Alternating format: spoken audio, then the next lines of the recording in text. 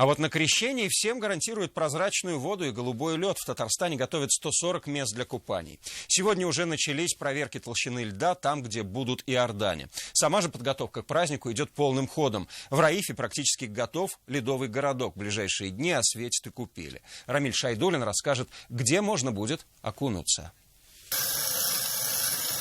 Сотрудники МЧС проверяют, легко ли бурится лед у храма. В крещенскую ночь он должен выдержать до 35 человек. Морозы сыграли на руку, на линейке 40 сантиметров.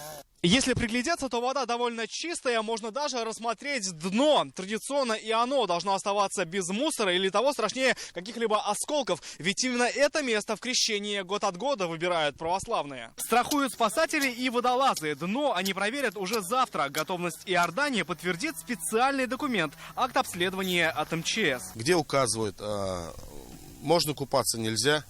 Какие предметы там на дне. Естественно, если есть какие-то предметы, посторонние о них извлекают, убирают, очищают дно. Приезжих в Раифе встретит ледяной городок. Купель украсят ледяные фигуры с цветовой иллюминацией. Крест основной у нас.